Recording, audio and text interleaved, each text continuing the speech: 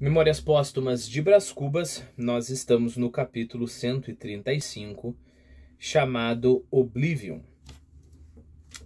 Lembre-se que Oblivion, em inglês, significa, aí seria Oblivion, né? Significa a condição de ser completamente esquecido, né?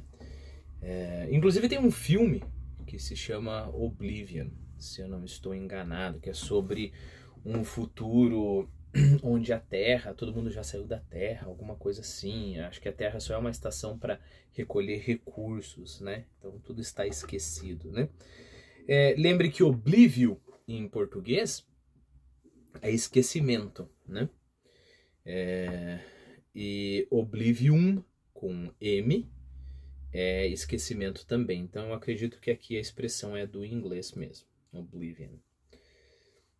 E agora sinto que, se alguma dama tem seguido estas páginas, fecha o livro e não lê as restantes.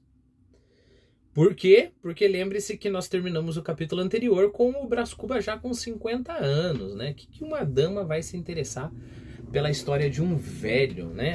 Por mais que apareça algum romance, será um romance entre velhos, ou um romance entre uma pessoa nova e um velho. Quem que quer saber de história de velho, né?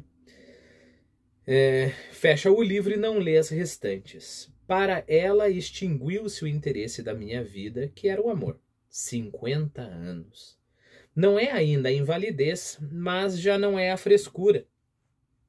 Venham mais 10 e eu entenderei o que o inglês dizia, entenderei que coisa é não achar já quem se lembre de meus pais e de que modo me há de encarar o próprio esquecimento. Coisa é não achar já quem se não lembre de meus pais e de que modo me há de encarar o esquecimento. Porque quando eu encaro quem não lembra dos meus pais, ora, é o meu pai, né? Eu não estou falando do meu tataravô, eu estou falando do meu pai. E tem pessoas que já não lembram dos meus pais.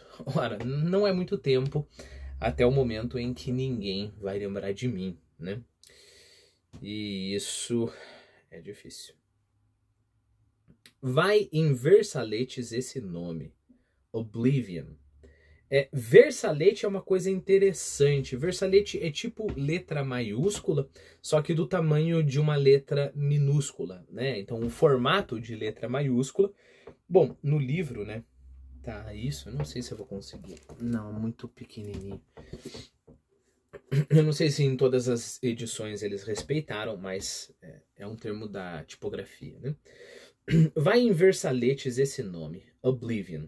Justo é que se deem todas as honras a um personagem tão desprezado e tão digno. Conviva da última hora, mas certo. Não importa, de acordo com os mais pessimistas, né? Não importa nem se você é um Dostoiévski, né, da vida. Não importa nem se você é um Machado de Assis. É um conviva certo. Uma hora vai estar tudo acabado. Talvez, e esse é o modo mais otimista de ver a coisa, né? Talvez tudo acabado para você, então esquecido para você. E aí o modo mais pessimista, que é até um Dostoiévski, até um Machado de Assis, um dia vai ser esquecido, né? Não vai haver um ser humano na face da Terra que lembre dele. Talvez nem haja ser humano, ou certamente não haverá ser humano. Sabe o Adama que luziu na aurora do atual reinado e mais dolorosamente a que ostentou suas graças em flor sobre o Ministério Paraná. Então vamos lá. Sabe disso, né? Essa sensação melancólica, né? E difícil de ver o Oblivion chegando perto.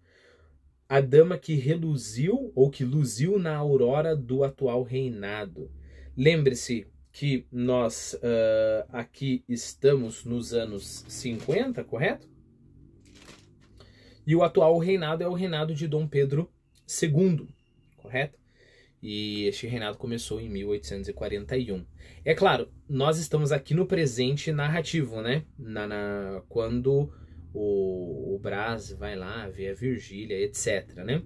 Se o agora para ele for o agora da sepultura, bom, se o Brás morreu com 64 anos, e vamos imaginar que ele morreu e já começou a escrever o Memórias Póstumas. Então, nós estamos em 1869.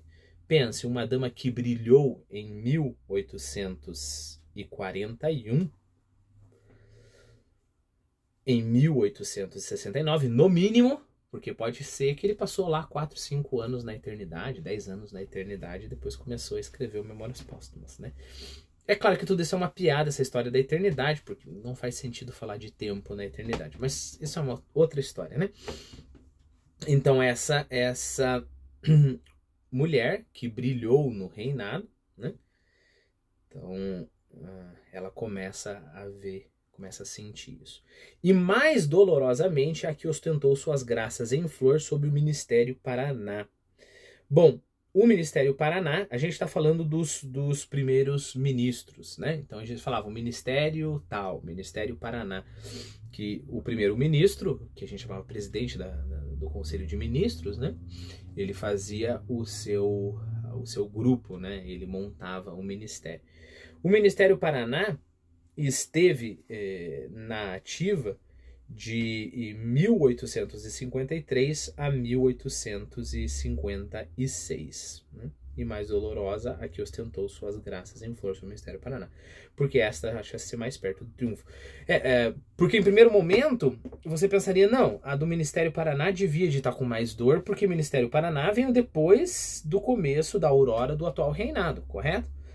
Afinal de contas, nós estamos falando de 53 a 56 e a outra senhora estava lá no seu ápice em 41. E aí ele dá a explicação, por que a senhora mais nova sente mais dor, digamos assim. Porque esta acha-se mais perto do triunfo. Ela está mais perto dos seus grandes momentos de triunfo, né, de ser admirada. E sente já que outras lhe tomaram o carro. Então, se é digna de si mesma, não teima em espertar a lembrança morta ou expirante.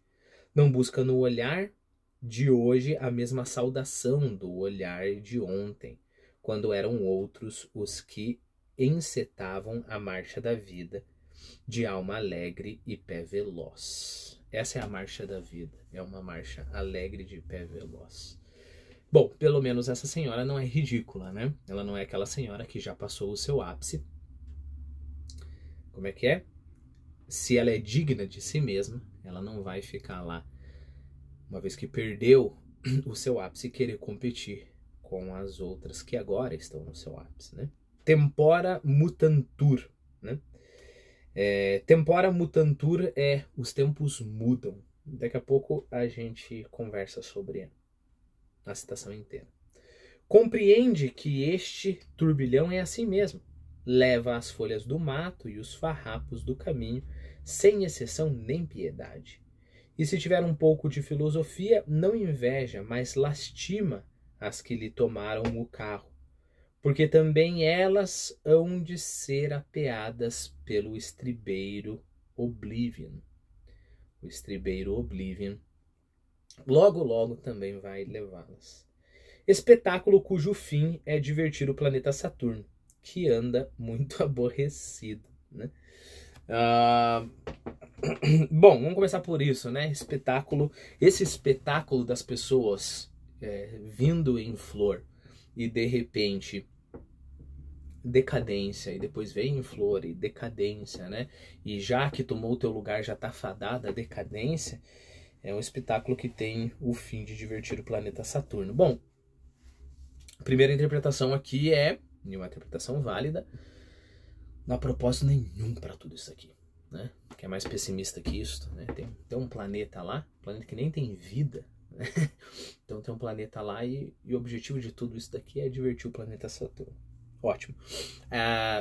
Mas lembre-se também que o planeta Saturno, quem é Saturno? Você lembra que os deuses grecos romanos, eles são grecos romanos, correto? Eles têm 2 nomes. Então, por exemplo, Juno é Hera, Júpiter é Zeus, Vênus é Afrodite, né? Hefesto é Vulcano e assim por diante.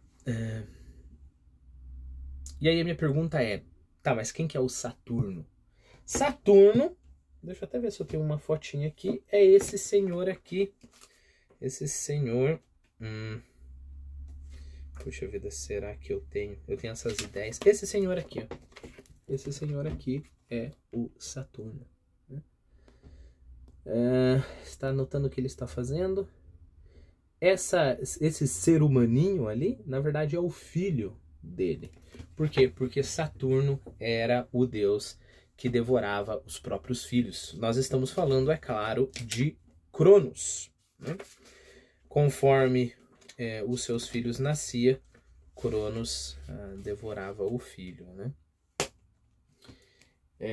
E isso, é claro, é uma imagem do tempo. A propósito, essa imagem, na verdade, foi meio que posterior. Originalmente, não era assim que se interpretava, né? Mas isso não é importante pra gente. O importante é que, para Machado de Assis e pra gente, Saturno, o Cronos, né? Lembre-se de cronologia, de cronômetro, né? Ele é o tempo. Por quê? Porque o que o tempo faz? Ele gera os seus filhos. Então, por exemplo, eu... Daqui exatamente um mês, hoje é dia 25, nasce o meu quarto filho, né? E se eu tivesse essa visão pagã extremamente pessimista, olha que felicidade que eu teria de ter um filho novo, né? Daqui um mês nasce o meu filho, então o tempo está dando mais uma vida, mas, sei lá, daqui 80, 90 anos, este meu filho já vai morrer, né? E depois de 90 anos, depois da morte dele, o filho dele já vai morrer também, né? Então, o tempo é aquele Deus que devora os próprios filhos, né? Eu vou só te dizer a citação inteira do Tempora Mutantur, né? Então, Tempora Mutantur nos et mutamur in illis. Tempora mutantur nos et mutamur in illis. Os tempos mudaram, nós também somos mudados dentro dele, dentro do tempo, né? Então, são as duas coisas que acontecem.